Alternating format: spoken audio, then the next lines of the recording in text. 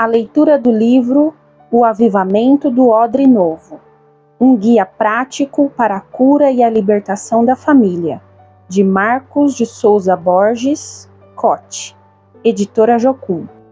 Primeira página.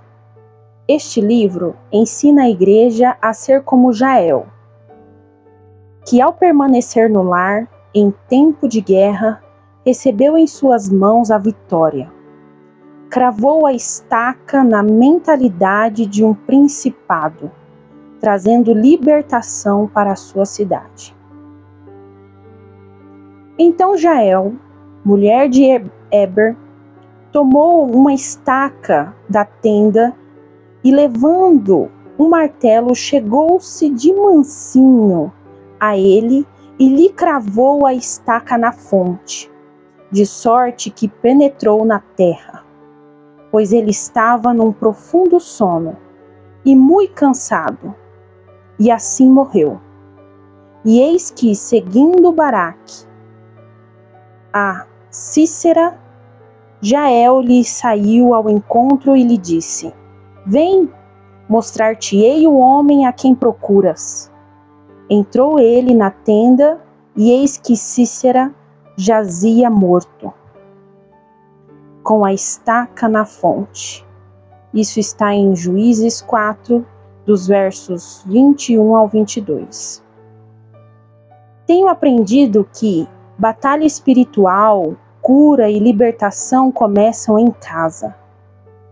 Permanecer no meu papel de esposa e mãe, trazendo equilíbrio na formação dos meus filhos e honra ao meu marido. Marcos tem sido um valente com autoridade nessa batalha, sempre mantendo o cuidado de colocar em prática as verdades relevantes do Pai em sua vida e em nosso lar. Sou grata a Deus por ter me dado um marido responsável, filhos alegres e um lar abençoado. Pela graça de Deus, temos podido ministrar a tantos lares destruídos o milagre de Deus. Isto foi escrito por Raquel Chaves Borges. Prefácio. O apóstolo Paulo deixou claro que uma das principais evidências dos últimos dias é que teríamos tempos difíceis e trabalhosos.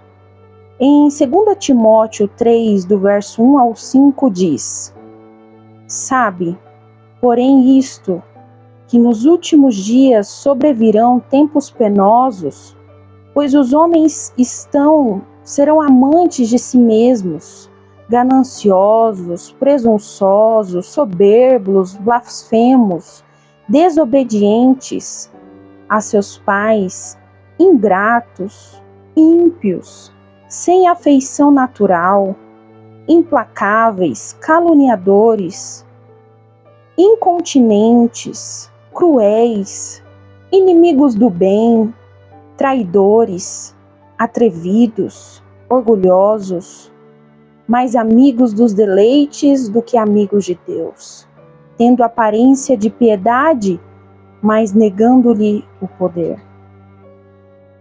Esse perfil do homem dos últimos dias é principalmente o resultado da desintegração familiar. Pessoas deformadas na alma, que construíram uma história de relacionamento destruídos. A falência do casamento tem deixado um imensurável saldo negativo e exaurido a capacidade moral e emocional de toda uma geração. Pessoas exploradas, abandonadas, abusadas, traídas, frustradas, desprotegidas, machucadas, amaldiçoadas, que se tornam vítimas dessa profecia escatológica. Paulo também adverte profeticamente sobre a apostasia e as sagazes e sedutoras doutrinas de demônios. abre aspas, mas o Espírito expressamente diz que em tempos posteriores alguns apostatarão da fé, dando ouvidos a espíritos enganosos e a doutrinas de demônios, pela hipocrisia de homens que falam mentiras e têm sua própria consciência cauterizada, fecha aspas. Isso está em 1 Timóteo 4, versos 1 e 2. Na mesma intensidade em que o Apocalipse se descortina, a tarefa da igreja de pregar o evangelho e discipular as nações torna-se ainda mais desafiante. São tempos cada vez mais difíceis e trabalhosos. Assim sendo, a grande chave é saber confrontar esses tempos penosos com o penoso trabalho de Jesus. Abre aspas. Ele verá o fruto do seu penoso trabalho e ficará satisfeito. Fecha aspas. Isto está em Isaías 53, verso 11.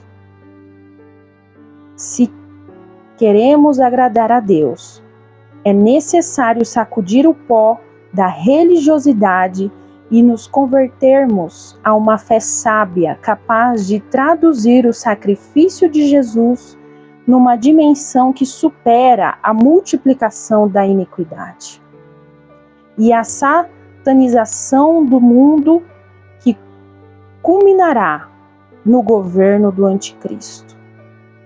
É exatamente isso que a matéria deste livro se propõe.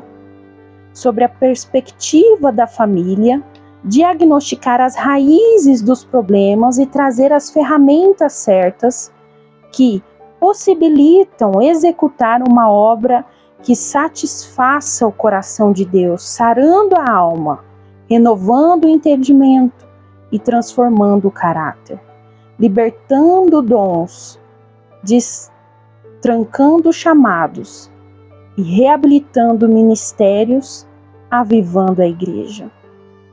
Dedico este livro primeiramente em gratidão à obra sacrificial do nosso Senhor Jesus, à minha esposa e companheira de ministério, à minha família e ao corpo de Cristo, a quem eu amo e no qual acredito.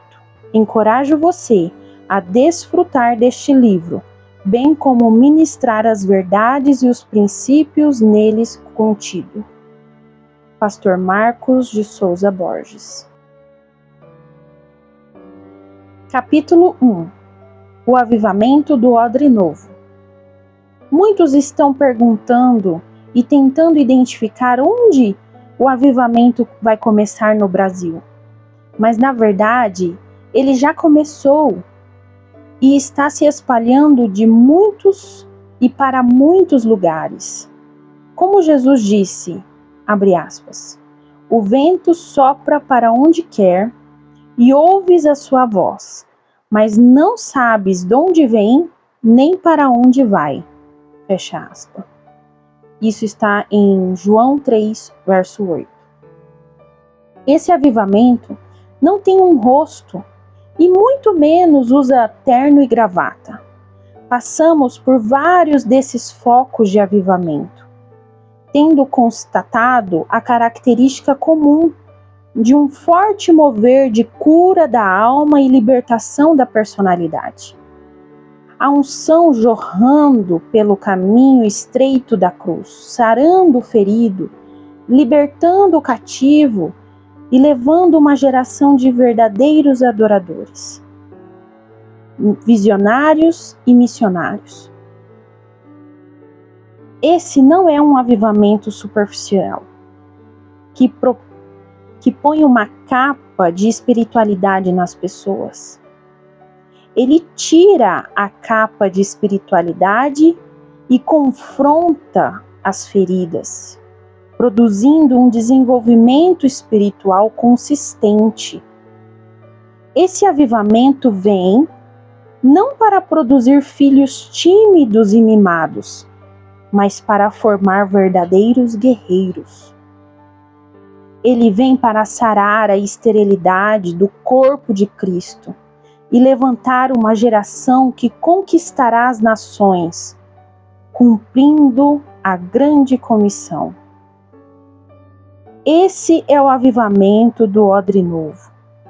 Um reavivamento da cruz, no qual não existe espaço para a religiosidade e a falta de quebrantamento. Jesus evidenciou este perfil restaurador do avivamento ordenando, abre aspas, nem se deita vinho novo em odres velhos, do contrário se rebentam, derrama-se o vinho, e os odres se perdem. Mas deita-se vinho novo em odres novos, e assim ambos se conservam. Fecha aspas. Isto está em Mateus 9, verso 17. De fato, tem havido um grande derramar do Espírito Santo nesses dias, tal como Jeremias profetizou. Abre aspas. Assim diz o Senhor Deus de Israel, todo odre se encherá de vinho. Fecha aspas. Isto está em Jeremias 13, verso 12. Até aqui se tem referido ao avivamento apenas como vinho novo. Deus, porém, está despertando a atenção da igreja para o odre. Temos falado muito no vinho e pouco no odre. Muito no poder e pouco na cura da alma. Muito na unção e pouco no caráter. Muito em prosperar e pouco em perseverar. Um dos grandes perigos do avivamento é viver com muita unção e pouca força moral. Essa foi a transgressão de Saul, um homem carismático que sabia agradar o povo, porém sofria de uma debilidade emocional e moral crônica. Acabou sendo vítima da própria unção. Este é o perigo do odre velho. Pode ser facilmente rasgado e destruído pela própria unção. Jesus alertou que o perigo está no odre. A preservação do vinho novo depende do odre. O vinho celestial é extremamente importante, mas sem o odre se desperdiçará. O vinho novo simboliza a manifestação de Deus, mas o odre somos nós, a sua igreja, a família e o indivíduo. O odre novo, feito originalmente de couro, é naturalmente caracterizado por resistência e flexibilidade. É a tipologia de uma personalidade sarada e disponível para enfrentar o tratamento, as pressões da vida espiritual e os desafios de Deus. Enquanto o vinho novo representa um enchimento de Deus, o odre novo é o símbolo de uma personalidade curada, uma consciência pura, um passado resolvido e um futuro promissor. O mover de cura na personalidade que sara o ventre da igreja, restaurando a capacidade de gerar a vontade de Deus, liberando dons e chamados, é a marca do genuíno avivamento e a garantia de que esse avivamento vai permanecer e reproduzir seus efeitos na vida de muitos. O vinho novo tem de ser colocado em odres novos. Quando o Espírito Santo vem, ele gera mudanças, e isso implica numa mentalidade renovada. Assim como o vinho exerce uma pressão sobre o odre através do processo da fermentação, O poder do Espírito requer uma personalidade consistente, porém flexível. Abre aspas. Eis que o meu ventre é como um mosto, sem respiradouro, como odres novos, que estão para arrebentar. Isto está em Jó 32, verso 19. O odre novo é o vaso que vai suportar o preço do avivamento, conservando e amadurecendo a unção. O odre velho aborta o avivamento. Quando o vinho novo é depositado em odres velhos, o avivamento está com seus dias contados. Depositar o vinho novo em odres velhos tem sido uma desastrosa transgressão da igreja. Muitos avivamentos duram pouco porque não há uma visão de mapeamento de feridas e maldições, regeneração emocional e transformação do caráter. Trincas internas na personalidade fazem o enchimento do Espírito Santo escoar subitamente. O odre velho e ressecado, a personalidade fustigada pelas desilusões e decepções, a alma ferida, o coração de pedra viciado no pecado, os cacuetes religiosos precisam dar lugar a um estilo de vida humilde, quebrantado, flexível e transparente. O Evangelho não é um livro que você carrega debaixo do braço. É um estilo de vida que se renova constantemente. A indigestão da igreja. Vivemos em uma época de franca decadência moral. As pessoas em geral têm se exposto a envolvimentos extremamente comprometedores, que nem sempre se resolvem tão facilmente como pensamos. Além da seriedade e profundidade de determinados problemas e traumas, enfrentamos o desafio quantitativo. A igreja brasileira tem experimentado um crescimento numérico fenomenal. A própria mídia denominou o evento como o boom evangélico. Milhões de pessoas têm se achegado ao corpo de Cristo nestas últimas décadas. Junto com todo este povo, chegaram também seus problemas, estigmas malignos, traumas e toda sorte de ataduras espirituais e cadeias de impiedade. O mundo tem se deteriorado tanto que 80% das pessoas que têm chegado às nossas igrejas necessitam de ir para uma UTI da alma. Recentemente, ministramos uma adolescente da classe média que vinha enfrentando sérias dificuldades espirituais. Havia sido vítima de abuso sexual na infância, odiava o pai e não se dava muito bem com a mãe. Com 13 anos de idade, saiu de casa e foi morar com a irmã numa outra cidade, com o pretexto de estudar. Em poucos meses, estava fazendo seu primeiro aborto. Envolveu-se no mundo das drogas e da balada e de balada em balada entrou para o submundo da prostituição, chegando a trabalhar num bordel como garota de programa. Desta forma, alcançou facilmente sua emancipação financeira. Envolveu-se com filosofias da nova era e mergulhou de cabeça na Umbanda e no Candomblé. Tudo isso antes de completar seus 18 anos. Outros casos fazem este parecer superficial. Essas situações pessoais extremas deixam de ser exceções para serem o normal.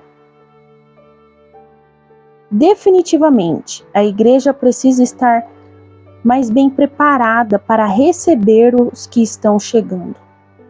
Não podemos ignorar a profundidade e a complexidade dos problemas das pessoas. Algumas pessoas são literalmente um quebra-cabeça de 1.500 peças desmontado. Outras estão em questões morais e conjugais bem definidas, porém por uma sinuca de bico.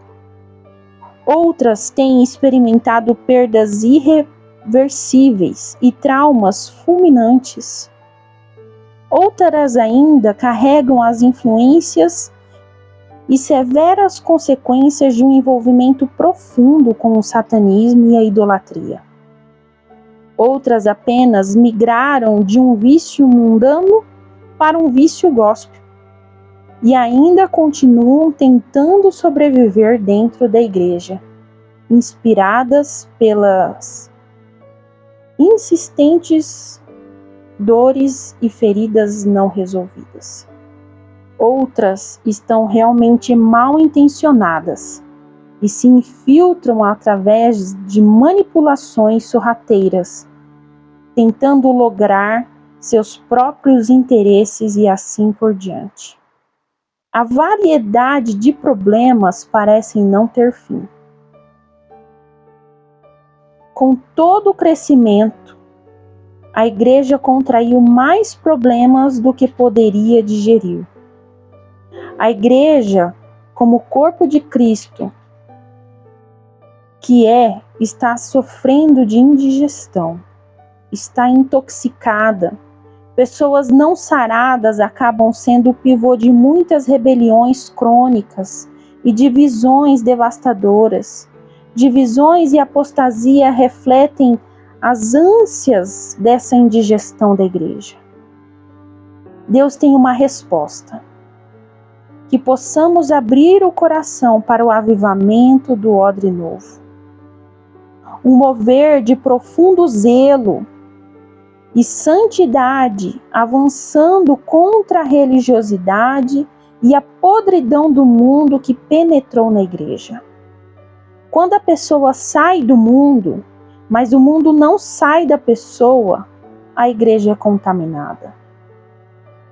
Pessoas doentes, além de não crescerem, geram pessoas doentes. Isso tem condenado o processo de crescimento de muitos ministérios. O alto contingente de membros, algumas vezes, tem sido um atestado de baixa qualidade, ou seja, de como a igreja tem feito pouca diferença, apesar do seu tamanho. Muito se fala em relação ao que estão acomodados nos bancos das igrejas, mas na verdade a maioria não está nos bancos. Temos toda uma geração que está na maca, mas podem ser sarados e readquirir saúde espiritual e o potencial de levar a mesma cura a outros. O perigo das orações mágicas. Um dos efeitos colaterais do Evangelho é a prosperidade material. É que ele prende as pessoas no nível superficial ou até mesmo ausente de intercessão. O máximo que as pessoas se envolvem é com as suas próprias necessidades financeiras e com seus próprios problemas pessoais. Dessa forma, é que alguns deixam de ser abençoados e até prolongam o seu sofrimento. Jó só teve sua situação restaurada quando tirou os olhos de si mesmo e intercedeu pelos amigos acusadores. Foi através da intercessão que o seu cativeiro foi revertido. Uma vida de oração voltada apenas para as próprias necessidades pessoais, pode traumatizar o dom da intercessão da igreja. Esta ênfase de satisfazer caprichos pessoais em detrimento das verdades conquistadas do reino tem produzido pessoas ineficientes na batalha espiritual e embotado o crescimento qualitativo da igreja. Precisamos de mais que uma oração mágica ou de um super pastor, que tudo o que consegue é apenas viciar as pessoas numa fila de oração. As pessoas estão acostumadas a transferir seus problemas e responsabilidades para os outros, e a forma como as tratamos só reforça essa situação.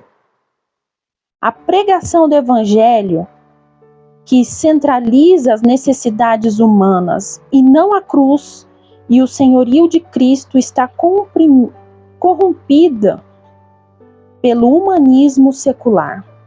Dessa forma, podemos entender a estranha advertência que Jeremias recebeu de Deus. Abre aspas. Tu, pois, não ores por este povo, nem levantes por ele clamor ou oração, nem me importunes, pois eu não te ouvirei. Fecha aspas. Isto está em Jeremias 7, verso 16. O povo, neste caso, não precisava receber oração, mas tomar posição. A oração que isenta as pessoas de suas responsabilidades morais, além de não ser ouvidas por Deus, produz comodismo espiritual e religiosidade. Isso é muito sutil, porque, afinal de contas, aprendemos que qualquer tipo de oração é boa. Podemos estar investindo na ociosidade espiritual das pessoas através de oração sem discernimento. Frequentemente, pessoas vêm a mim pedindo orações. Sempre que posso, avalio os pedidos e a postura espiritual da pessoa. Procuro ouvir a pessoa e também ouvir a Deus. E tenho experimentado resultados tremendos. Após uma pregação, uma jovem pediu-me que orasse abençoando sua vida espiritual, sentimental. Gosto de atender bem as pessoas. Pedi-lhe que fosse mais específica, e ela então, depois de expor todo o seu sofrimento, acabou revelando também que vivia amasiada com um rapaz que nem cristão era. Expliquei que a minha oração não surtiria efeito nenhum enquanto ela não se arrependesse e rompesse aquele relacionamento. Disse-lhe francamente, abre aspas, só posso orar por você caso esteja realmente disposta a mudar essa situação. Fecha aspas. Esse confronto mudou a vida dela de uma vez por todas. Muitas pessoas hoje estão enfrentando problemas financeiros. Tenho ouvido a mesma história várias vezes. Abre aspas. Pastor, tenho participado de muitas campanhas e muitos homens de Deus têm orado por mim. O pouco que eu tinha eu dei. E aí que a coisa piorou. Fecha aspas. Nada parece fazer efeito. Quando esprememos esse tipo de situação, encontramos muitos pecados não resolvidos, como defraudações, dívidas não pagas, posse de objetos furtados, calotes e até cheque sem fundo. Estou falando de pessoas crentes. Essas pessoas precisam muito mais do que uma genuína posição de arrependimento e conserto, do que uma oração mágica. Algumas vezes repito o que Deus disse para Ezequiel. Ainda que Noé, Daniel e Jó, os maiores intercessores da Bíblia, orassem por você, se não houver uma tomada de posição adequada, Deus não irá mover uma palha. Deus não se sensibiliza com a nossa autopiedade ou com uma atitude introspectiva de subjugamento espiritual. Por mais que estejamos sofrendo, esse sofrimento muitas vezes é a forma de Deus enfatizar um chamado a um posicionamento espiritual para o qual estamos ensurdecidos ou até mesmo que escolhemos ignorar. Deus se move por princípios. A oração precisa ser amparada por uma coerência com os princípios do reino. Abre aspas. Se vós permanecerdes em mim e as minhas palavras permanecerem em vós, pedi o que quiserdes e vos será feito. Isto está em João 15, verso 7. Esse tipo de confronto, que lida com as raízes dos problemas, produz um efeito muito maior que uma oração poderosa, porém cega, desprovida de discernimento espiritual. Quando as pessoas são confrontadas na raiz dos seus problemas, produzindo frutos de arrependimento, a oração da fé surtirá um grande efeito. Abre aspas. Confessai, portanto, os vossos pecados uns aos outros e orai uns pelos outros, para serdes curados. A súplica de um justo pode muito na sua atuação. Isto está em Tiago 5, verso 16. Pessoas que vieram da feitiçaria e do espiritismo, o que hoje é muito comum, acostumaram a ter as coisas de maneira fácil. Sentimentos, dinheiro, problemas, etc. são resolvidos rapidamente através de uma fórmula mágica ou de uma simples macumba. O negócio realmente funciona.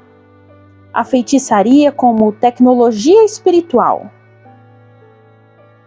é muito compatível com este terceiro milênio, onde tudo é informatizado, robotizado e funciona a controle remoto. Por isso, a feitiçaria tem se espalhado como nunca e já é moda principalmente nos países de primeiro mundo. Dessa forma, muitos chegam à igreja exigindo o mesmo tipo de comodidade. O resultado é um hipocondrismo religioso. Pessoas totalmente debilitadas, dependentes de homens, negligentes em buscar a face de Deus, zeradas moralmente, que se impressionam pelo místico e são facilmente seduzidas por ele, que não querem tomar posição e pagar o preço necessário, buscando alguém a quem possa transferir seus problemas e responsabilidades. Ao invés de fazer discípulos, estamos gerando parasitas, propagando uma graça barata e curando irresponsavelmente as feridas das pessoas. Este molde de cristianismo sem cruz precisa mudar.